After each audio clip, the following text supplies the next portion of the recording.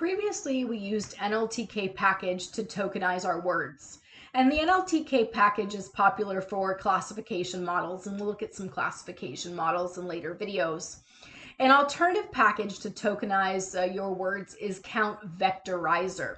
And Count Vectorizer is often used in more of the neural network deep learning models.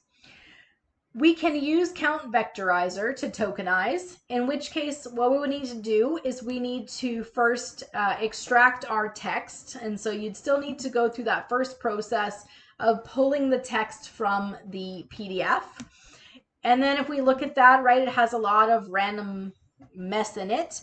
We would need to remove that and clean it. So we still need our pre-processing where we clean the text and remove all of these weird symbols from it.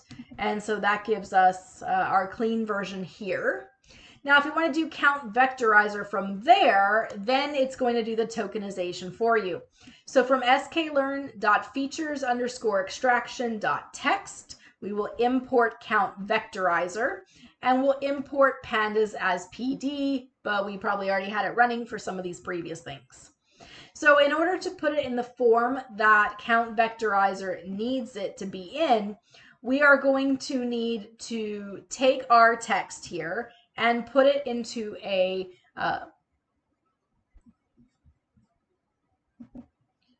So we need to put it into a list, right? So we have here our corpus. That just means our source of information, our data.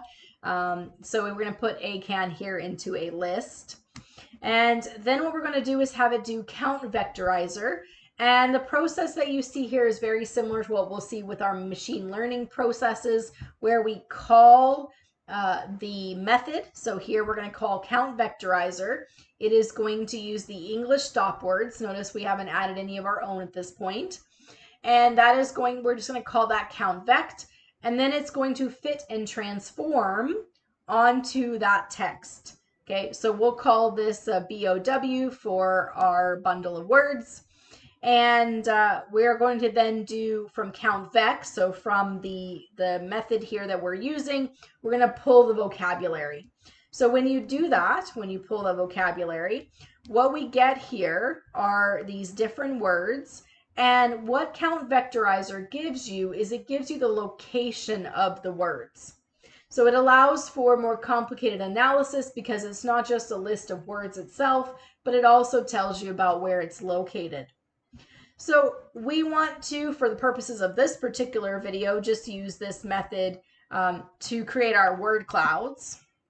And so in order to do that, what we need to do is we need to go through all of those words, all that vocabulary, and sum up in our bundle of words here how many times a particular word appears. So we're going to take our BOW here, dot sum, okay, and we're summing over the axis equals 0.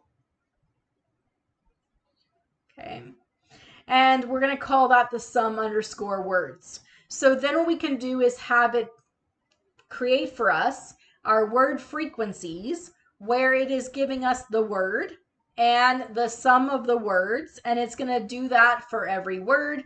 It's going to go through the index and all the words here under that count underscore vect vocabulary and look at all the items. So the idea here is it's going to go through this entire vocabulary. It's going to add up every time the word carefully appears. And then what we're going to do is just get a list of just the unique words and then how many times total they appear. Then we're going to sort this, and we are going to sort the word frequencies. Remember, lambda here means that we can have a variable, a formula, and x is the variable. So in this case here, it's going to then apply to the second location in x for whatever x is, and we'll apply that. So I'll show you what happens here. You can see words underscore freak. So what has it done? Let's scroll to the top. I don't know why it always just goes to the bottom.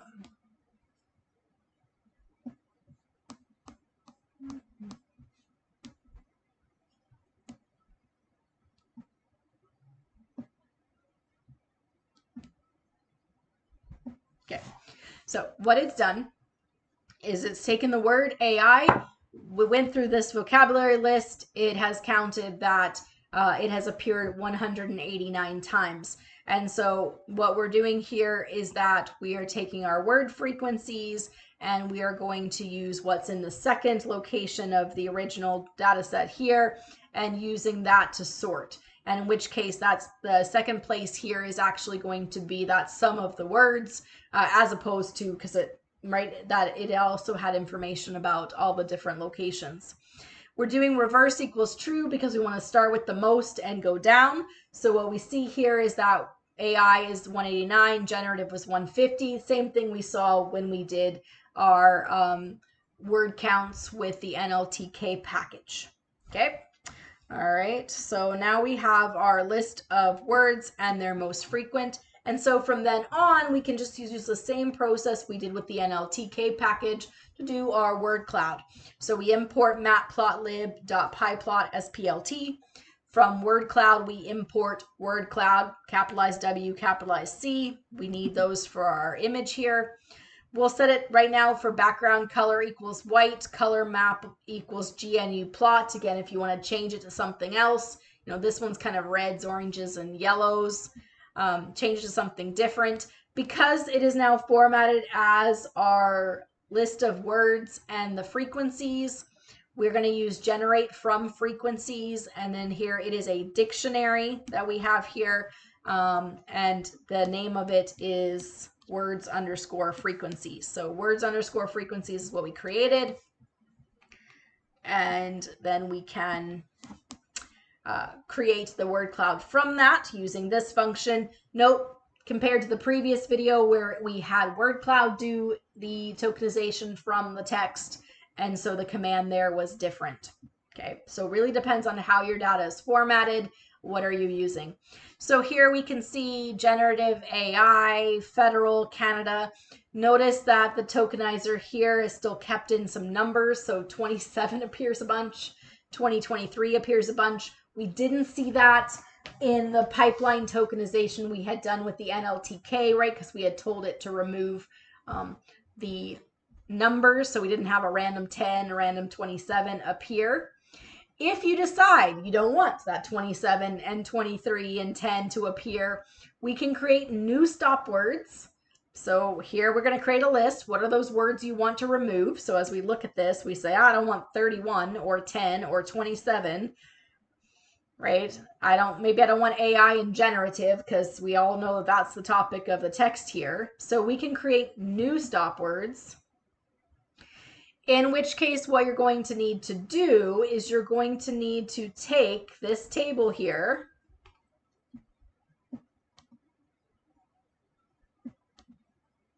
I'm going to go up. See this word? Sorry, it's not a table. Words underscore frequency. Okay. Is our dictionary here. We're going to take that words underscore. And what we're going to do is we're going to take that words underscore frequency, and we are going to do the sorting and pulling out the stop words here after the fact. So we've done the Count Vectorizer, and rather than put those stop words into that system, we're going to remove the words after the vectorization, after the tokenization, before we put it into the word cloud. So the way to do that is that we're going to create a table here, pandas, data frame, use our original information, words underscore frequencies.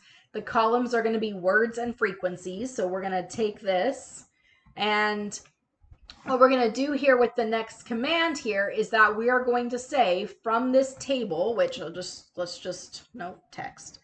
What does this table look like? This table looks like words underscore frequency underscore df dot head. Okay, it looks like this keeps going, right? So all we've done is taken that and turned it into a table. And then what we're going to do is we're going to find a subset of the table that is not including our new stop words. So if this is our list of new stop words, this squiggle here in front of that's not including. So we're going to create our table here, update our table. So we're going to have it not include if it is in the new stop words. That's what this is telling you here. So the squiggle line tells us that it's not. We're not including it if it is in the new stop words. So we run that. So now if we looked at that same table, idf df.head. Notice that AI, generative are now gone because they were in our new stop words list. And then the other thing is that we can set the index and change this so that we can change the formatting. So because of the way this is formatted, if you want to put it into the word cloud now, we have to reformat it for word cloud. Now, word cloud, it's not a dictionary in this form. So we're going to have to turn it into what is needed for word cloud. So that's what this command here is. And I'll just show you first what it looks like. Words _ freak _ dictionary. Okay. So you can see how we have reformatted it here, where we have variable and value. So we put it into a dictionary. The way to convert this table into a dictionary is that we're going to set the index as the word, and we're going to convert it to a dictionary where it's going to include the frequency. So this command here is a reformatting. It's going to make it look like this. And the whole point of that is simply because when it goes to the word cloud, it needs to be in a certain format.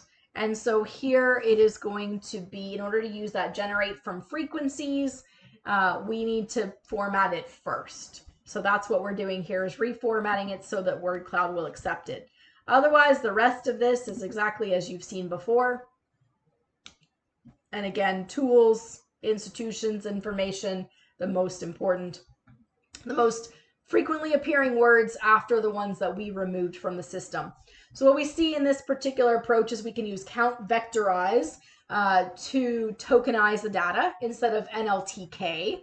If you use Count Vectorize instead of NLTK, we can still create word clouds, just like you've seen here. A couple extra steps if we're going to remove our stop words after we have tokenized, rather than doing it during the process.